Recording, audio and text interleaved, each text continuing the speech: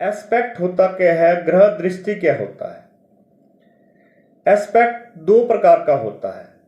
जो ग्रह दृष्टि है दो प्रकार से काम करती है, एक पार्शियल और दूसरी फुल।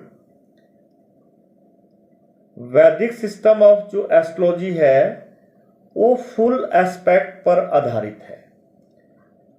हर एक प्लैनेट जहां पे प्लेस्ड होगा वहां से उसकी अपोजिट जो भी हाउस होगा वहां पे उसकी दृष्टि फुल पड़ती है, फुल एस्पेक्ट होता है। सपोज कि कोई भी प्लैनेट फर्स्ट हाउस में है तो जो इसका अपोजिट है सेवंथ हाउस, तो वहां पे उसका फुल एस्पेक्ट होगा। सेकेंड हाउस में कोई प्लैनेट होगा तो उसका एट्थ हाउस में एस्पेक्ट होगा। थर्ड हाउस में कोई प्लैनेट होगा तो उसका फुल एस्पेक्ट नाइन्थ में होगा। इस तरह से आप काउंट कर सकते हैं। बिल्कुल अपोजिट में जो हाउस होगा, प्लैनेट जहां पे भी प्लेस्ड होगा वहां पे उसका पूर्ण दृष्टि रहेगा। फोर्थ हाउस में कोई प्लैनेट आता है तो उसका जो है टेंथ हाउस में पूर्ण दृष्टि होगा। अब इसके साथ साथ जो अगला यहां पे फॉर्मूला इंप्लीमेंट होगा कि पहला फॉर्मूला है जहां पे भी प्लैनेट कोई भी प्लेस्ड होगा उसके सेवंथ हाउस में उसके अपोजिट जो हाउस होगा हमेशा सेवंथ हाउस आएगा, वहां पे फुल एस्पेक्ट होगा। That we call the seventh या फुल एस्पेक्ट।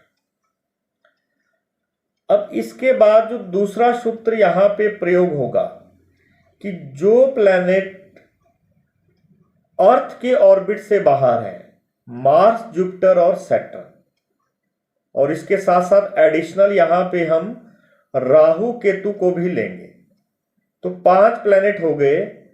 इनके जो है अदर एस्पेक्ट भी काउंट किए जाते हैं।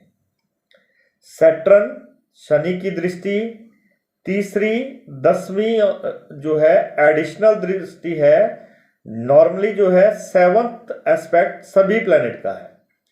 द्वारा समझेंगे कि शनि जो है 7वीं दृष्टि को भी फलित करेगा, उसके साथ साथ इसकी दृष्टि तीसरी और 10वीं भी है। जहां पे प्लेस्ड होगा, सपोज प्लैनेट आपका फर्स्ट हाउस में है शनि, तो इसकी तीसरी दृष्टि थर्ड हाउस में पड़ेगी। सेवंथ जो एस्पेक्ट है वो सेवंथ हाउस में पड़ेगा, और जो 10th एस्पेक्ट है इसका वो 10th हाउस में पड़ेगा। तो इसकी 3 दृष्टियां हैं, 3, 7 और 10। मंगल की जो दृष्टि है वो है 4, 8 एडिशनल है, तो जो टोटल इसकी दृष्टि बनेगी 4, 7, 8। अगर लगन में प्लेस्ड है तो फोर्थ हाउस पे फोर्थ एस्पेक्ट होगा, सेवंथ हाउस पे सेवंथ एस्पेक्ट होगा, और एट्थ हाउस पे इसका एट्थ एस्पेक्ट होगा। 4, 7 और 8 ये मंगल की दृष्टियां हैं। जुपिटर को लेंगे तो सेवंथ एस्पेक्ट ऑलरेडी है, और फिफ्थ और 9th एस्पेक्ट एडिशनल है, तो इसकी जो दृष्टि बनती है 5, 7 और 9। जहां पे भी प्लैनेट प्लेस्ड होगा वहां से 5वें घर में दृष्टि करेगा, 7वें घर में दृष्टि करेगा और 9th घर में दृष्टि करेगा।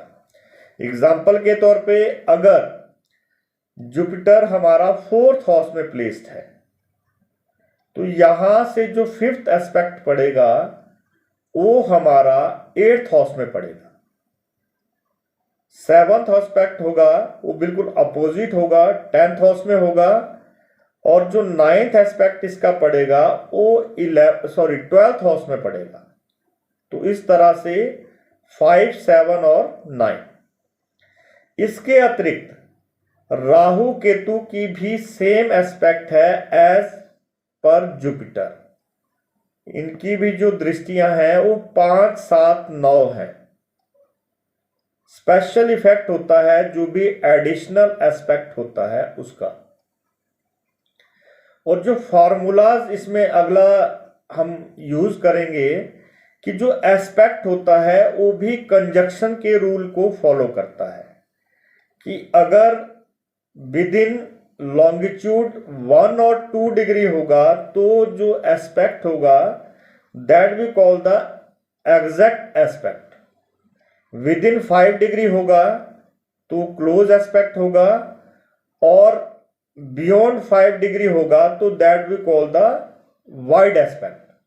तो इसके रिजल्ट भी उसी तरह हैं जिस तरह कंजक्शन के रूल्स हैं कि एग्जैक्ट अगर एस्पेक्ट होगा उसके इफेक्ट बहुत ज़्यादा है, क्लोज होगा उसके इफेक्ट एग्जैक्ट से कम है, और वाइड होगा तो उसके जो रिजल्ट हैं, जो इफेक्ट हैं, वो लेटर स्टेज में दिखाई देते हैं या नील उसकी रिपोर्ट होती है कि उसके ज़्यादा हमें कोई भी दृष्टि का फर्क नहीं पड़ता हमारे जीवन में।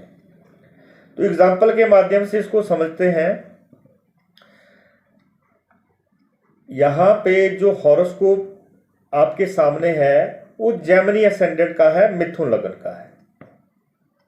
तो लगन की डिग्री 11 डिग्री है। हमेशा जब भी हॉरोस्कोप रीड करें तो लगन की डिग्री असेंडेंट डिग्री का बहुत बड़ा रोल होता है, जो हम किसी और सेशन में इसको आपको इलाबोरेट करेंगे।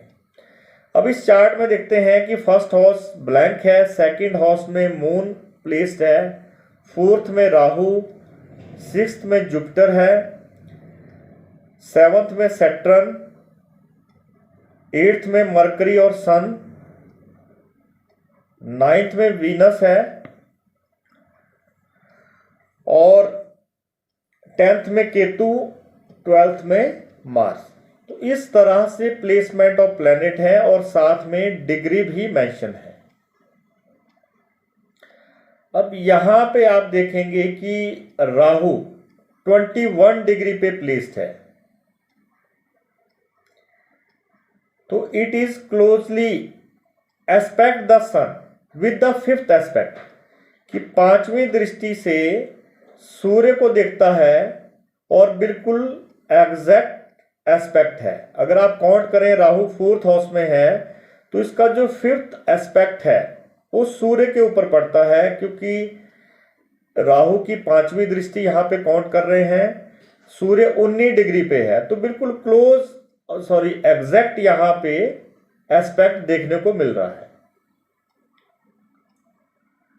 मार्स एंड जुपिटर, अब मार्स को देखें 12th हाउस में 3 डिग्री पे, जुपिटर 6th हाउस में 5 डिग्री पे, बिल्कुल क्लोज एस्पेक्ट है, 7वीं दृष्टि से एक दूसरे को देख रहे हैं, म्यूचुअल एस्पेक्ट इसको बोलते हैं, जब भी 7th हाउस में प्लैनेट एक दूसरे को देखते हैं। जबकि राहु और सूर्य का म्यूचुअल एस्पेक्ट नहीं है, ओनली राहु का एस्पेक्ट जो है सूर्य के ऊपर है। तीसरा यहां पे देखेंगे केतु की पोजीशन, देखें 10th हाउस में 21 डिग्री। अब यहां पे चंद्रमा 2nd हाउस में 22 डिग्री का है, तो यहां पे केतु का 5th एस्पेक्ट है, 5वीं दृष्टि से चंद्रमा को प्रभावित कर रहा है। अब अगला यहां पे देखें सैटर्न, शनि की पोजीशन देखते हैं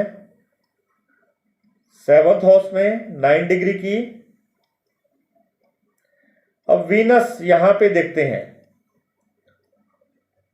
वीनस यहां पे 9 डिग्री का है 9th हाउस में, तो 3rd एस्पेक्ट जो सैटर्न का रहेगा वो वीनस के ऊपर है, that is very exact conjunction because it is less than 1 degree.